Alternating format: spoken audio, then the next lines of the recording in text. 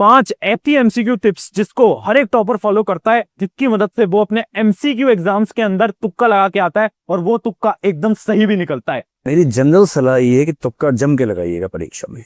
चलिए, समझ में नहीं आ रहा है कि कौन सब्जेक्ट का है, उस पे तुक्का नहीं लगाना। पर मैं कोई नॉर्मल एमसीक्यू ट्रिक्स की बात नहीं कर रहा हूँ। ये आंख बंद करके ABCD में से किसी को भी मार्क कर दो। सर वो तो तुक्का लगा के आ रहा हूँ तो पूरा तो नहीं, ये कुछ ऐसी साइंटिफिक टेक्निक्स हैं जिसकी मदद से आप अपने एग्जाम के हर एक एमसीक्यू को अटेम्प्ट करके आ सकते हो और वो एमसीक्यू का आंसर एकदम सही तरीके से मार्क भी कर सकते हो।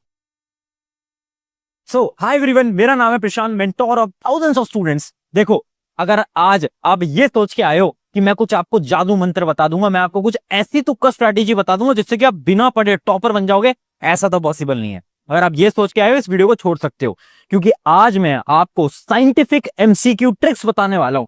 ये कुछ ऐसी साइंटिफिक टेक्निक्स है ना जो कि हर एक टॉपर फॉलो करता है। यहां पर मैं आंख बंद करके तुक्का लगाने के लिए नहीं कह रहा हूं कि बी लगाओ, सी लगाओ, डी लगाओ, ये नहीं कह रहा हूं मैं बोल रहा हूं कैसे आप ऑप्शंस को एनालाइज करके अपने दिमाग से इन टेक्निक्स को फॉलो करके किसी भी एग्जाम को बहुत आसानी से क्रैक कर सकते हो। आप किसी भी एग्जाम की बात कर लो, चाहे बोर्ड एग्जाम हो, अब तो बोर्ड एग्जाम के अंदर भी एमसीक्यू आते हैं, स्कूल लेवल एग्जाम के अंदर भी एमसीक्यू आते हैं, जेई, नीट, यूपीएससी सबके अंदर एमसीक्यू आते हैं और हर एक टॉपर इन टेक्निक्स को फॉलो करता है। तो चलिए स्टार्ट करते हैं। सबसे पहले हम ये देखते हैं कि 3 टाइप के हमारे क्वेश्चंस होते हैं। पहला टाइप क्या है? पहले टाइप के वो क्वेश्चंस होते हैं जो कि हमें बिल्कुल अच्छी तरीके से आते हैं। वो तो आपको पता ही है, कुछ क्वेश्चंस ऐसे होते हैं जो कि आपको आते हैं, कुछ क्वेश्चन ऐसे होते हैं जो कि आपको नहीं आते, और कुछ क्वेश्चन ऐसे होते हैं जो कि आपको कंफ्यूज करते हैं, जिसमें आपको लग रहा है कि आंसर ए भी हो सकता है, यार बी भी हो सकता है, सी भी हो सकता है, बट मैं कंफ्यूज हूं, मुझे याद तो है बट मैं कंफ्यूज हूं, है ना। अब देखो, जो आपको आते हैं वो तो आप आराम से टिक करके आओ, बट ये जो 2 पार्ट है ना, ये जो 2 क्वेश्चन है ना, इन दोनों के अंदर आप तुक्का स्ट्रैटेजी को यूज करके आओ, आप साइंटिफिक गेस को यूज करके आओ। पता कैसे? अभी बताते हैं। चलिए स्टार्ट करते हैं। हमारी टिप नंबर 1, पहला है हमारा एलिमिनेशन मेथड। एलिमिनेशन मेथड के 3 पार्ट्स होते हैं, तीनों पार्ट समझाऊंगा। देखो, एलिमिनेशन मेथड जो बेसिक होता है वो आप सबको आता होगा, बट यहाँ पर मैं बेसिक एलिमिनेशन मेथड की बात नहीं कर रहा हूँ, मैं यहाँ पर बहुत एडवांस्ड एलिमिनेशन मेथड की बात करने वाला हूँ। अब ध्यान से सुनो यार, टेक्निक्स मैं बता दूंगा बट मुझे पता है केवल 1% लोग फॉलो करते हैं। अगर सिर्फ 1% लोग फॉलो करेंगे कोई फायदा नहीं होगा, इसलिए अभी के अभी वीडियो को पॉज करके कमेंट में अभी लिख दो yes I will follow this. उससे क्या होगा, आपको याद रहेगा कि हाँ यार, हमने प्रशांत भैया की वीडियो में कमेंट करा था, हमें फॉलो करना है और हम सच में इन टेक्निक्स को फॉलो करेंगे और अपने एग्जाम के अंदर अच्छे मार्क्स लेकर आएंगे। अब सुनो मेरी बात, सबसे पहली चीज क्या है, अपनी स्ट्रैटेजी है all of the above and none of the above strategy. ये स्ट्रैटेजी क्या कहती है? देखो, आप किसी भी एग्जाम को उठाओ, अगर उसके ऑप्शन के अंदर ऑल ऑफ द अबव आपको दिख रहा है ना, 95% चांसेस हैं कि वही आपका एकदम करेक्ट आंसर होगा। 95% चांसेस। ये हमें कैसे पता? हमने बहुत सारे सैंपल पेपर को एनालाइज करा है, बोर्ड एग्जाम को एनालाइज करा है, जेई एग्जाम को एनालाइज करा है, नीट एग्जाम को एनालाइज करा है। ऑल ऑफ द अबव हर बार सही आंसर निकलता है, 95% चांसेस है। और नन ऑफ द अबव अगर आपको कहीं भी दिख जाए तो उसकी सही होने की प्रोबेबिलिटी केवल और केवल 10% है। जब भी आपको नन ऑफ द अबव दिखे तो उससे दूर हट जाना, है ना, क्योंकि बहुत कम चांसेस है कि वो आंसर हो पाएगा। चलिए अब बढ़ते हैं, ये तो बहुत ज्यादा बेसिक एलिमिनेशन टेक्निक थी, अब बढ़ रहे हैं थोड़ी एडवांस एलिमिनेशन टेक्निक के अंदर, और ये बहुत ज्यादा इंपॉर्टेंट है। देखो, अपनी एलिमिनेशन टेक्निक के अंदर है रिमूव एक्सट्रीम वैल्यूज। एक एग्जांपल से समझाता हूं, बहुत इंपॉर्टेंट एग्जांपल है, ध्यान से देखना। देखिए, जैसे कि एक सवाल है, आप देख सकते हो ये इसके ऑप्शंस हैं, ये है ऑप्शन ए, ये ऑप्शन बी, ये है सी, ये है डी। ए ऑप्शन है 0, बी है 27, सी है 37, ए है अपना 102। अब आपको क्या करना है, जब भी आप एक क्वेश्चन को पढ़ोगे ना, तो उसकी जो एक्सट्रीम वैल्यूज है ना, उसके ऑप्शन की जो एक्सट्रीम वैल्यूज है उनको हटा दो। जैसे कि इसकी एक्सट्रीम वैल्यूज क्या है, एक है 0, एक है 102, इन दोनों को हटा दो। आंसर हमेशा 27 और 37 में से होने वाला है। अब आप सवाल करोगे भैया ये क्या लॉजिक हुआ? लॉजिक बता रहा हूं। हर एक टीचर जो कि आपके एमसीक्यूज को बनाते हैं ना, वो कुछ ऑप्शन को ऐसे बनाते हैं कि बच्चा देख के उस ऑप्शन को तो हटा दे, है ना, उसको तो टिक ही ना करके आए। आपके पेपर को आसान बनाने के लिए किया जाता है। तो जब भी आपको एक्सट्रीम वैल्यूज दिखे, जैसे कि एक और एग्जांपल देखते हैं, 1 2 4 19, एक्सट्रीम वैल्यू कौन सी है? 19, तो आंसर 19 तो कभी नहीं होगा, 1 2 4 में से होगा। हम क्या कर रहे हैं, हम एलिमिनेट कर रहे हैं। जो हमें लग रहा है ना यार ये तो नहीं हो सकता, उसको एलिमिनेट करो। अब आप इन 3 में से कोई भी एक को गेस कर सकते हो या फिर आप सॉल्व कर सकते हो। इससे क्या हुआ, आंसर सही होने की प्रोबेबिलिटी हमारी सही हो गई। ठीक है, यहां पर मैं कोई तुक्का नहीं बता रहा हूं यार, ये बहुत ज्यादा साइंटिफिक चीज है। एक्सट्रीम वैल्यूज को हमने हटा दिया। अब बढ़ते हैं तीसरी एलिमिनेशन स्ट्रेटेजी, जो कि है सिमिलर आंसर ट्रिक। देखिए, टीचर्स क्या करते हैं, टीचर्स आपको कंफ्यूज करने के लिए ऑप्शंस में सिमिलर ऑप्शंस डालते हैं और वो जो सिमिलर ऑप्शंस होते हैं ना, वही आपके करेक्ट आंसर होते हैं। समझ नहीं आया? चलिए एक एग्जांपल से समझते हैं। देखिए, जैसे कि ऑप्शंस हैं 5, 10, -5, 17। आपको 3 ऑप्शन दिख रहे हैं। अब ध्यान से देखना, 90% से ज्यादा चांसेस हैं इसका जो सही आंसर है वो या तो 5 होगा या तो -5 होगा। पता है क्यों? क्योंकि ये दोनों सिमिलर ऑप्शंस हैं। ये दो तो कट कर दो, इन दोनों में से तो आंसर होगा ही नहीं। सारे एग्जाम्स को आप एनालाइज करोगे, आप देखना जितने भी सिमिलर आपके ऑप्शंस होते हैं हमेशा आंसर वही होता है। क्यों किया जाता है? क्योंकि टीचर्स आपको कंफ्यूज करना चाहते हैं। एक और एग्जांपल पे देखते हैं, जैसे एक बायोलॉजी का क्वेश्चन है, उसके अपने जो ऑप्शंस हैं वो क्या क्या है? पहला ऑप्शन है आरएनए, फिर है डीएनए, फिर है गोल्गी बॉडीज और फिर है माइटोकॉन्ड्रिया। अब 90% चांसेस है इसका आंसर आरएनए और डीएनए के अंदर होने वाला है। क्यों? क्योंकि ये दोनों सिमिलर है। एक और एग्जांपल देखते हैं, sine theta, sine square, cos square theta, minus cos theta, minus sine theta. इसमें से कौन सी दो वैल्यूज होंगी? साइन थीटा और माइनस साइन थीटा। क्यों? क्यों? क्योंकि दोनों सिमिलर है। समझ पा रहे हो? समझ पा रहे हो? हमने क्या करा, जो सिमिलर वाले हैं ना उन्हीं में से ही आपका करेक्ट आंसर आने वाला है। यह है एक टीचर का माइंडसेट। टीचर ऐसे ही पेपर को बनाता है। अब फटाफट से आगे बढ़ते हैं हमारी टिप नंबर 2 की तरफ। बट उससे पहले एक इंपॉर्टेंट चीज, बहुत सारे स्टूडेंट्स ना मुझसे एक सवाल पूछते हैं कि भैया एक बात बताओ, हमें हमारा करियर ना इंजीनियरिंग के अंदर बनाना है, हमें भी एक इंजीनियर बनना है, बट सबसे बड़ी प्रॉब्लम क्या है ना कि इंजीनियर्स ना आजकल अनएम्प्लॉयड हैं। इसका सोल्यूशन मैं आपको आज बता देता हूं, जो कि है स्केलर स्कूल ऑफ टेक्नोलॉजी। ये एक ऐसा कॉलेज है जिसके अंदर आपको लेटेस्ट पैटर्न के अकॉर्डिंग लेटेस्ट स्किल्स को पढ़ाया जाता है और सिखाया जाता है। जैसे कि AI, ML, ये जितने भी लेटेस्ट स्किल है ना जिनसे कि आपकी जॉब लगने वाली है, ये सारे स्किल आपको इस कॉलेज के अंदर सिखाए जाएंगे। सिखाएगा कौन? इनकी फैकल्टीज। कोई नॉर्मल फैकल्टीज नहीं है, ये वो फैकल्टीज हैं जो कि इंडिया के टॉप जो बड़ी बड़ी कंपनीज हैं उनके सॉफ्टवेयर इंजीनियर्स रह चुके हैं। इसके साथ साथ स्केलर के अंदर आपको 1 साल की पेड इंटर्नशिप मिलती है। सिर्फ इतना ही नहीं, सबसे अच्छी चीज क्या है ना कि स्केलर स्कूल ऑफ टेक्नोलॉजी के अंदर बहुत सारे नए नए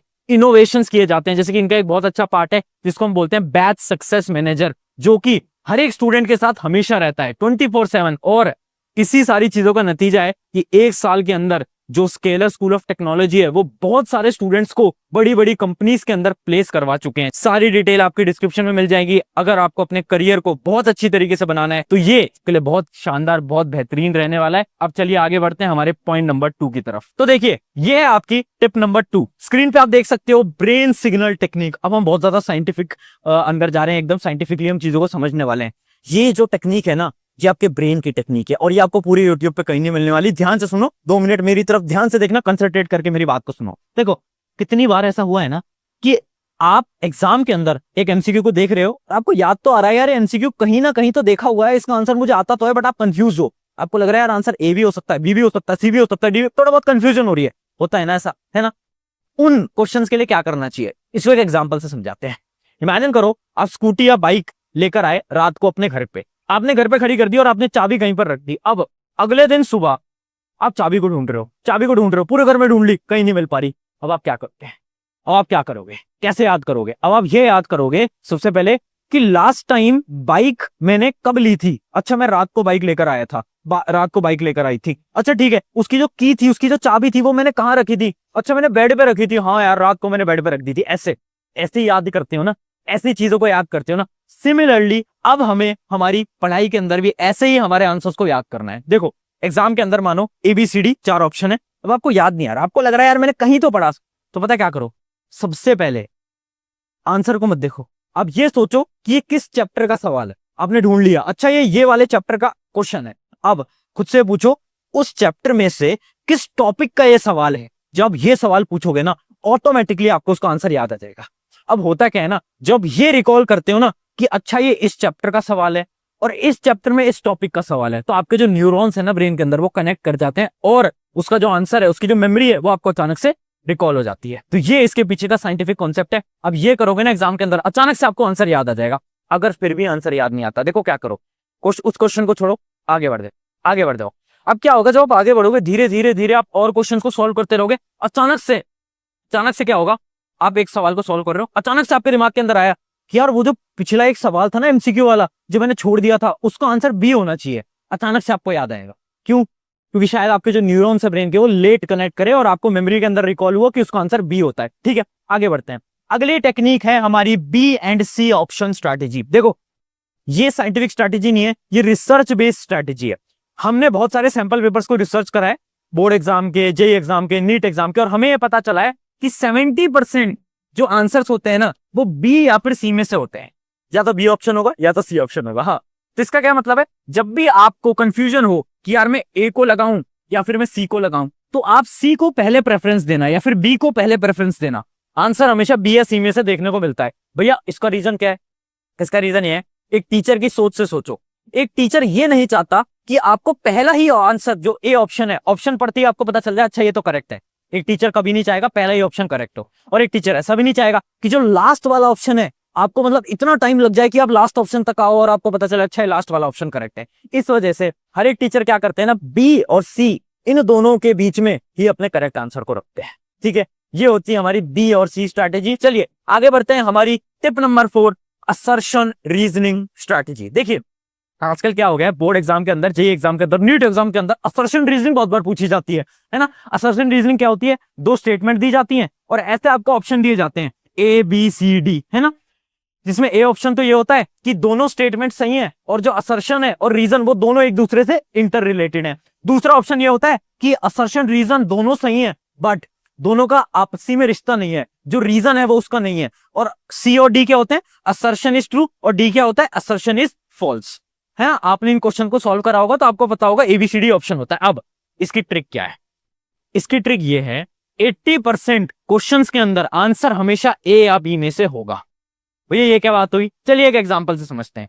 जैसे कि इमेजिन करो ये दो स्टेटमेंट है। स्टेटमेंट 1 है 2 + 2 = 4 और स्टेटमेंट 2 है in addition we add 2 values, है ना। अब आपको पता है कि स्टेटमेंट 1 भी करेक्ट है, आपको पता है स्टेटमेंट 2 भी करेक्ट है ना। तो ऑब्वियसली बात है सी या डी में से तो कोई हो ही नहीं सकता, क्योंकि सी ऑप्शन क्या होता है, असर्शन गलत, और अपना डी ऑप्शन क्या होता है, रीजन गलत। तो भाई स्टेटमेंट तो दोनों सही है ना। अगर एग्जाम के अंदर कोई भी स्टेटमेंट गलत लिखी जाएगी तो बच्चे ना उसको बहुत आसानी से पकड़ लेते हैं। इस वजह से एग्जामिनर्स क्या करते हैं, हमेशा जो दोनों स्टेटमेंट होते हैं ना वो दोनों स्टेटमेंट करेक्ट ही देते हैं। 80% चांसेस है, 20% हो सकता है बट 80% चांसेस है। क्यों? अगर मैं यहां पर ये लिख देता 2 + 2 = 5 और कोई पकड़ लेता, हर एक बच्चा पकड़ लेता कि भैया स्टेटमेंट 1 करेक्ट गलत है ना, स्टेटमेंट 2 तो सही है बट स्टेटमेंट 1 गलत है, हर कोई बच्चा पकड़ लेता ना। इस वजह से स्टेटमेंट्स को करेक्ट बनाया जाता है। बस दिक्कत यहां आती है कि क्या वो उसका रीजन है या नहीं। जैसे कि एक एग्जांपल दिखाता हूं, 2 + 2 = 4 और स्टेटमेंट 2 क्या है, इन सब्सट्रैक्शन वी सब्ट्रैक्ट 2 वैल्यूज। अब देखो स्टेटमेंट तो दोनों सही है बट क्या स्टेटमेंट 2 स्टेटमेंट 1 का रीजन है?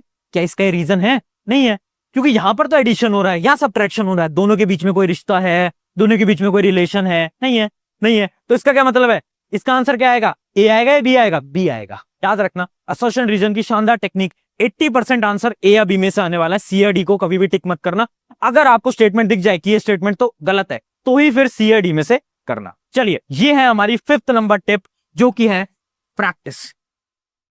क्यों बोल रहा हूं मैं, देखो सिंपल सी बात है यार, आप जितने ज्यादा सवालों को लगाओगे उतनी ज्यादा मेमोरी आपके दिमाग के अंदर स्टोर होती जाएगी और जब आप एग्जाम के अंदर बैठोगे तो एमसीक्यूज क्या होते हैं ना, लिमिटेड ही बनाए जा सकते हैं। मान लो एक चैप्टर है या फिर मान लो एक सब्जेक्ट है साइंस, अब उस साइंस में से ना लिमिटेड ही एमसीक्यूज को बनाया जा सकता है। ऐसा तो नहीं है कि सिलेबस बढ़ जाएगा, नहीं, सिलेबस तो उतना ही रहेगा।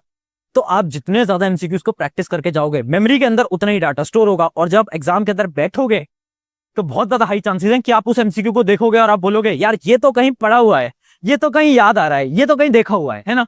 क्यों हो पाया? क्योंकि आपने ज्यादा से ज्यादा एमसीक्यूज की प्रैक्टिस करी थी। और यही है हमारी tip number 5, practice as many MCQs as possible. I hope इससे मदद मिलेगी और कमेंट कर दो yes I will follow this, और अपने एक दोस्त के साथ शेयर कर दो और उसको बता दो कि भाई एग्जाम पास है बट डरने की बात नहीं है। एमसीक्यू की एक बड़ी ही शानदार टेक्निक और टिप वाली वीडियो प्रशांत भैया लेकर आ गए हैं।